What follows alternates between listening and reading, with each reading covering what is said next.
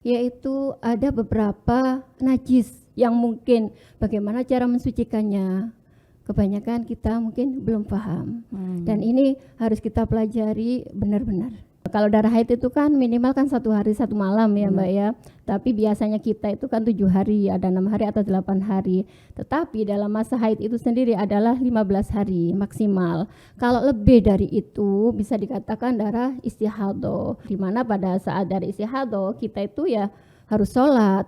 Cuman wuduhnya, cara wudu Mbak ini Mbak yang berbeda. Kalau biasanya kita wudu kan niat menghilangkan hadas kecil, tetapi ini enggak. Saya niat wudu agar dibolehkan sholat. Hari Jumat kalau menurut agama Islam itu kan maghrib Kamis sampai Jumat sesudah asar itu.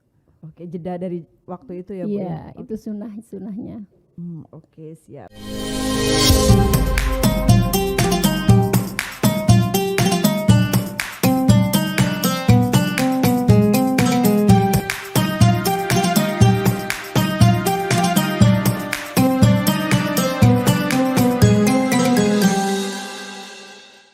Assalamualaikum warahmatullahi wabarakatuh. Waalaikumsalam warahmatullahi wabarakatuh.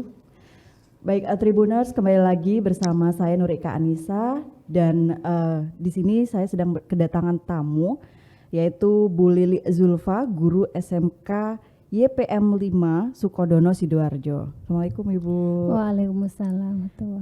Nah, Tribuners, kali ini di spesial edisi Ramadan dari podcast Harian Surya dan Tribun Jatim Network, kita akan membahas tentang menjaga dan merawat kebersihan organ intim perempuan ya Bu, atau kewanitaan perempuan seperti itu. Inge. Nah Bu, ini kan menjaga dan merawat kewanitaan itu kan sebagai salah satu, menurut saya sebagai salah satu kita mensyukuri dah anugerah dari Allah Subhanahu wa taala. Nah, kalau dari pandangan Islam sendiri itu bagaimana sih Bu tentang kebersihan, kemudian terutama menjaga organ kewanitaan atau misfi lah katakan seperti itu.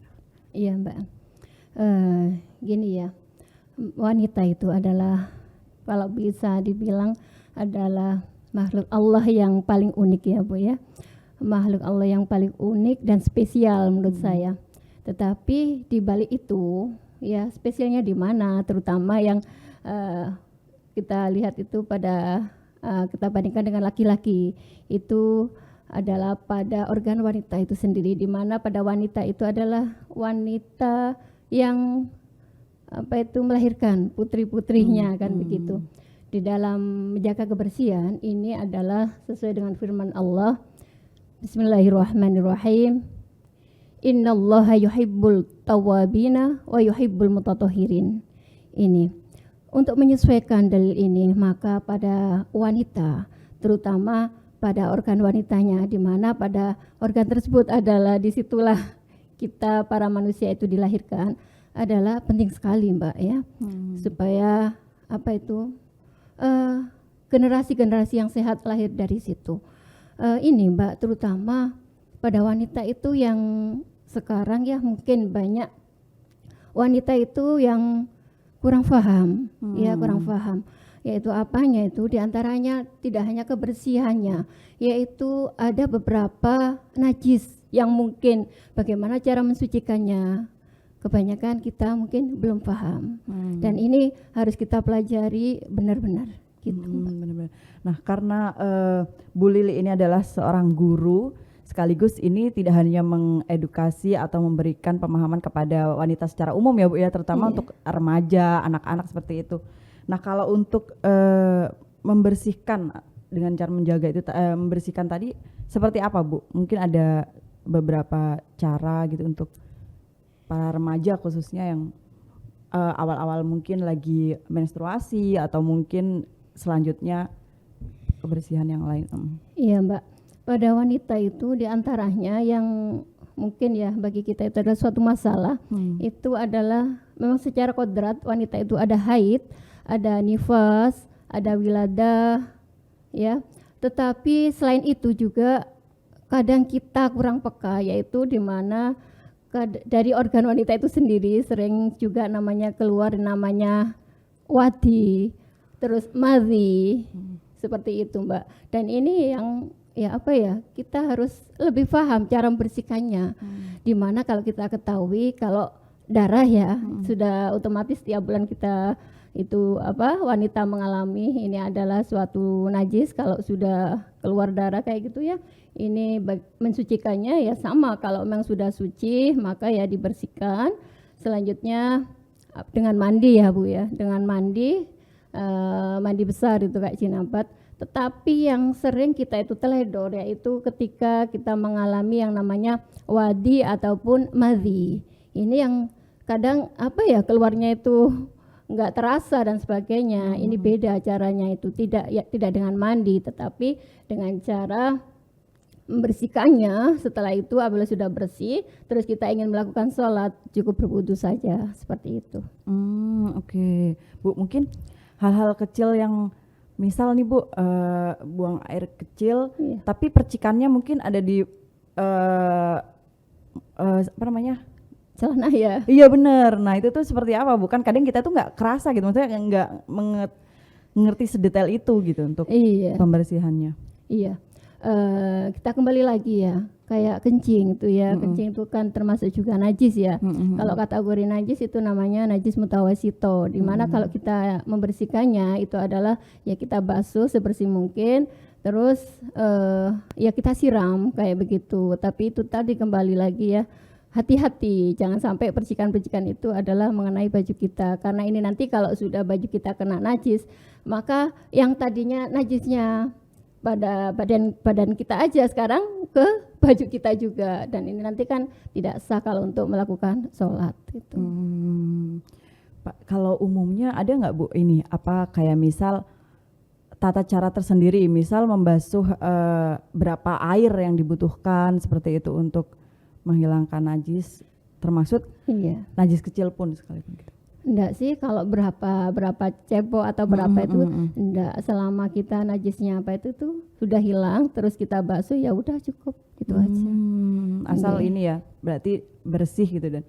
Iya, cuman yang saya khawatirkan tuh Mbak gini Mbak, ada yang tadi itu ya, terutama masalah haid ini Mbak ya, yang saya khawatirkan kepada anak-anak kita, murid-murid kita, yaitu di mana mereka itu kalau haid sih biasanya kan 7 hari sampai 15 hari ya. Terkadang keluhan-keluhan mereka itu ada lagi darah keluar Bu, ini darah apa kayak gitu ya. Itu darah istihadoh, dan bagaimana Bu ini istihadoh ini? Cara bersucinya, sholat kita bagaimana, itu ada tersendiri Mbak. Mungkin bisa dijelaskan sekalian Bu untuk para teman-teman yang masih mungkin remaja atau yang awal-awal haid seperti itu. Iya.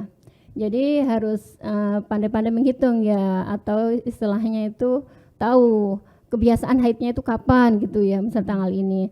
Kalau darah haid itu kan minimal kan 1 hari 1 malam ya Mbak ya, tapi biasanya kita itu kan 7 hari, ada 6 hari atau 8 hari. Tetapi dalam masa haid itu sendiri adalah 15 hari maksimal. Kalau lebih dari itu bisa dikatakan darah istihadoh. Lah kalau memang jeda waktu haidnya udah selesai, maka otomatis mandi haid atau dengan mandi besar gitu ya. Sesudah itu kita melakukan aktivitas ibadah yang lainnya. Loh kok keluar darah lagi? Maka kita harus peka. Kemungkinan itu adalah darah istihadoh, di mana pada saat darah istihadoh kita itu ya harus sholat. Cuman wuduhnya, cara wudu Mbak ini Mbak yang berbeda. Kalau biasanya kita wudu kan apa itu niat menghilangkan hadas kecil, tetapi ini enggak. Saya niat wudu agar dibolehkan sholat gitu. Dan ketika mau sholat otomatis kan masih keluar darah Mbak ya. Kita tadi bukan darah haid, ini darah istihadoh, maka kita bersihkan dulu. Setelah itu kita pakai yang mungkin apa ya, pembalut atau penahan gitu ya, baru kita itu wudu terus melakukan sholat. Oke, itu dalam jangka lebih dari 15 hari. Iya, 15 hari. Atau nanti ada beberapa ketentuan juga sih, dilihat dari warna darahnya, tapi pada umumnya adalah seperti itu, setelah lebih dari pada hari ke-16 dan sebagainya. Oke. Kalau misal nih Bu, haid terus 1 hari, kemudian nggak ada lagi nih, saya tungguin nih Bu, sehari, udah nggak ada nih, sepertinya bersih seperti itu. Kita mandi lagi, kita sholat lagi, muncul lagi. Nah, itu agak sebenarnya ada beberapa permasalahan seperti itu ya Bu ya? Iya. Jadi jeda misalnya 1 hari haid, terus yang kedua dan ketiga udah nggak haid lagi, ternyata keempat haid lagi. Tapi ingat lagi Mbak, kembali pada masanya tadi ya. Kalau haid itu kan masanya sampai 15 hari. Berarti yang ketiga dan keempat ini adalah hari suci menurut jenengan, tapi dia adalah masa haid, terhitung masa haid. Oh, sekalipun Iya. itu tidak Sudah sholat ya tadi ya. benar. Nggak sah sholatnya tadi. Ah, Yang fatal itu kalau puasa, kan udah puasa tadi kan begitu ya. Iya, Ternyata benar. apa? Kehitung nggak puasa, batal puasanya. Nggak apa-apa, itu nanti ada hitungannya sendiri. Kita kan sudah niat Mbak ya. Benar, Jadi Bu. Allah sudah mencatat niat baik kita. Selama saya mikirnya selama sudah bersih, Iya. sudah tidak ada yang keluar, oh berarti ini udah selesai nih mungkin haid saya gitu. Jadinya ini lagi Iya. wudhu lagi, bersuci lagi, terus menjalankan ibadah lagi. Ternyata Ada, keluar lagi. Wah, iya. itu Ada hitungannya sendiri. iya biasanya kan orang haid itu kan nggak teratur ya Bu, maksudnya dalam Iya. nggak satu minggu full atau mungkin nggak atau mungkin nggak 4 hari full seperti itu. Itu emang agak-agak ini ya Bu berarti Iya, ya. ada sendiri ya itunya apa tata caranya dan sebagainya, hitungannya juga ada sendiri. Yang kita para wanita juga harus paham. Gitu. Kalau untuk ini Bu, mungkin membersihkan diri yang lain selain haid, membersihkan organ wanita yang lain, mungkin setelah melahirkan. Oh, setelah melahirkan hampir sama ya. Kalau ini ada dua ya melahirkan itu ya. Yang pertama wiladah, ini adalah setelah si bayi keluar, kita itu diwajibkan mandi. Mandi yang pertama sesudah melahirkan ini namanya wiladah, dan ini wajib juga Mbak ya. Sesudah itu mandi setelah nifas. Setelah mandi wiladah kan berikutnya ada darah-darah keluar juga Mbak ya, sedikit ataupun banyak, ini namanya darah nifas. Darah nifas ini memang pada umumnya 40 hari, tetapi paling banyak 60 hari. Kalau sudah habis masa nifasnya selesai ya kita mandi lagi, niatnya beda, yaitu niatnya mandi karena nifas fardhu lillahi ta'ala, dan ini adalah wajib pada wanita ini juga. Haid, nifas, wiladah juga gitu tadi. Dengan mandi wajib.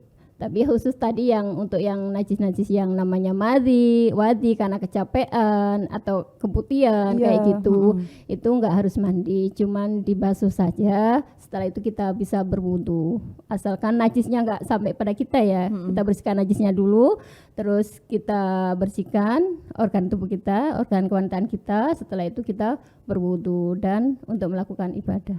Gitu aja. Membasuh dengan air yang mengalir ya. Iya, membasuh dengan air yang mengalir.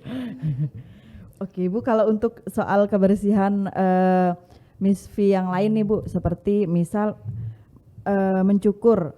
Iya. Nah itu seperti apa Bu? Mungkin sudah risih seperti itu. Nah itu ada hukum atau tata caranya sendiri atau bagaimana Bu kalau untuk ini? Iya. Allah memang ciptakan kayak menurut kita tuh kok aneh gitu ya Bu ya. Mbak ya. Memang ini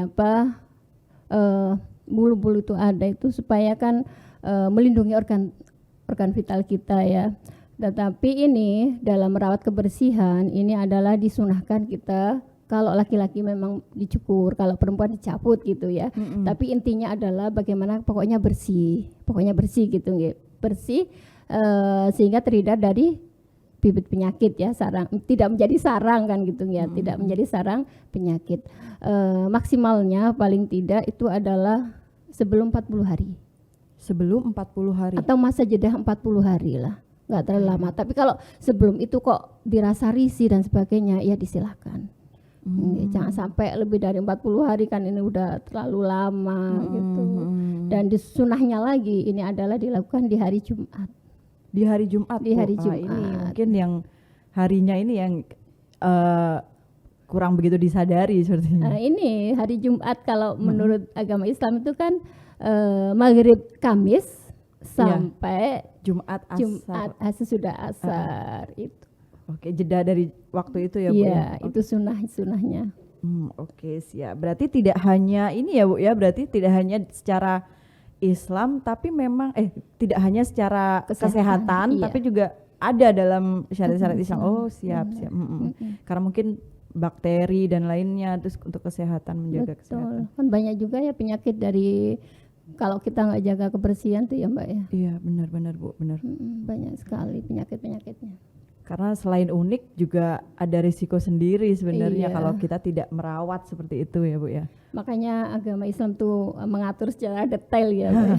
Bagaimana supaya kita kenal macam-macam najis dari keluar dari organ tubuh kita, cara mensucikannya, terus nanti ada dampak-dampak penyakit di situ, gitu. Oke siap. Bu, mungkin selain dari Miss V nih Bu, Iya. mungkin ada hal-hal yang lainkah dalam membersihkan tubuh secara menyeluruh Bu? Kalau dalam Islam. Iya. Kalau wanita ya kesehatan tubuh semuanya ya, terutama menyisir rambut gitu ya. Menyisir rambut, kuku juga Mbak ya. Ini kan juga sarang penyakit juga kalau terlalu lama nggak dipotong. Semuanya ini kayak mencabut bulu ketiak. Tadi juga organ tadi ya kemaluan, terus memotong kuku. Ini disunahkan di hari Jumat. Dan semuanya ini adalah dimaksudkan untuk menjaga kebersihan. Iya, saya dulu waktu kecil suka dibilang potong kukunya nanti bisa jadi sarang setan gitu. Tapi memang ada dalilnya, Mbak. Oh, Ya, iya. kalau yang panjang-panjang itu tempatnya mangkalnya setan itu ada gitu. Bener-bener saya dulu orang tua selalu bilang kayak gitu, jadinya cepet-cepet. Tapi kalau guru di sekolah jangan panjang-panjang nanti melukai temannya seperti itu. Itu kan Iya. seiring seirama ya berarti ya Bu ya kalau Iya, untuk. ternyata lebih dari itu untuk kebersihan kita sendiri ya. Bener. Kalau rambut nih Bu, soal head ya tadi Iya. Bu. Saya menarik untuk bertanya, apakah benar kalau selama kita head rambut yang jatuh itu harus disimpan seperti itu Bu? Nanti kalau mau bersucikan sekaligus gitu dengan rambut yang rontok. Apakah Iya, benar iya. Seperti itu Bu? Enggak Mbak ya. Memang sebaiknya kita tidak memotong ya, karena kita pada saat itu kita sedang haid. Tapi kalau emang sudah jatuh dan sebagainya itu enggak apa-apa. Oke, berarti tidak ya seperti itu ya Bu ya? Tidak, enggak apa-apa. Tapi sebaiknya memang kita tidak memotong ya, tadi ya saya bilang gitu. Nah kalau untuk ini lagi Bu, boleh nggak sih ketika head itu kita keramas atau enggak gitu? Maksudnya sebelum selesai masa headnya? Kalau keramasnya itu adalah keramas karena risih, karena apa ya?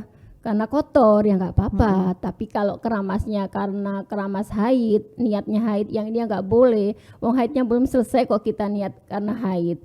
Kalau suci karena haid ya. Kalau nyatakan suci kan akhirnya nanti kita sholat pada waktu haid kan gitu. Benar. Jadi kalau keramas biasa tidak apa-apa. Tapi kalau menurut kesehatan ya saya lihat itu kan bisa ini ya. Menurut kesehatan kan kurang bagus kalau kita dalam keadaan haid terus kita keramas karena ini ya mungkin peredaran darah. Oh Kayak oke. Di kita nggak apa-apa keramas. Oke, jadi nggak harus selesai haid ya Bu ya? Iya, bayangkan 7 hari kita belum lagi kalau kita pakai jilbab ya Mbak ya. Kalau Iya, jilbab bener. risih sekali dan Lepek keringatan, nanti. iya betul, nggak apa-apa. Justru malah bukannya mengikuti sunah-sunahnya atau mungkin syariatnya, tapi malah nimbun penyakit ketombe jadinya ya Bu ya? Betul, Kalau nggak ini- kesehatan lagi. Bener sekali Bu. Oke siap. Iya. Jadi ini salah satu apa ya namanya pemahaman bagaimana cara kita untuk merawat diri ya Bu ya, tidak Iya. hanya organ kewanitaan terutama mungkin itu, tapi Iya. semuanya dari diri kita itu perlu dijaga seperti itu. Iya. Mungkin ada pesan-pesan Bu bagi anak-anak remaja saat ini yang agar bisa lebih memperhatikan bagaimana cara dia merawat tubuhnya, termasuk bagaimana dia membersihkan diri seperti itu dari head dan sebagainya. Iya, pada anak-anak remaja, ya, anak-anak kita, anak-anak kami, khususnya para remaja putri, ini adalah memang merawat diri itu adalah sangat penting sekali ya, menjaga kebersihan, merawat tidak hanya pada wajah saja, tetapi pada semua anggota tubuh kita, terutama adalah organ kewanitaan. Dan lebih dari itu, setelah perawatan kebersihan, anak-anak juga harus paham bagaimana cara menghilangkan najisnya, bagaimana cara ketika kita bisa menghitung masa haid, istihadah atau keadaan lainnya, harus paham, harus dipelajari, karena ini adalah menyangkut ibadah kita sehari-hari. Itu aja. Siap. Tidak hanya tampil wajahnya, tapi juga ibadahnya juga bagus. Benar. Jadi sebagai mukmin yang baik, tidak hanya di samping memperbanyak ibadah, juga memperhatikan beberapa hal tadi ya Bu ya. Iya. Wow, itu sedikit najis atau mungkin kotor pun harus benar-benar dibersihkan seperti itu. Iya. Harus peka, harus paham ya. Harus peka dan harus paham untuk biar kembali ke fitrahnya gitu ya Bu, dan Iya, mensyukuri nikmat Allah ya. Benar, alhamdulillah. Baik, Ibu terima kasih banyak untuk bincang-bincang kali ini. Mungkin sedikit banyak bisa menjadi ilmu untuk para wanita di luar sana dan juga remaja-remaja pada khususnya. Karena di sini Bu Lili juga berhadapan berkomunikasi langsung dengan para anak-anak remaja perempuan ya Bu ya, dalam kesehariannya di sekolah. Baik, terima kasih Bu Lili atas waktunya. Nanti kita bertemu lagi di topik-topik berikutnya.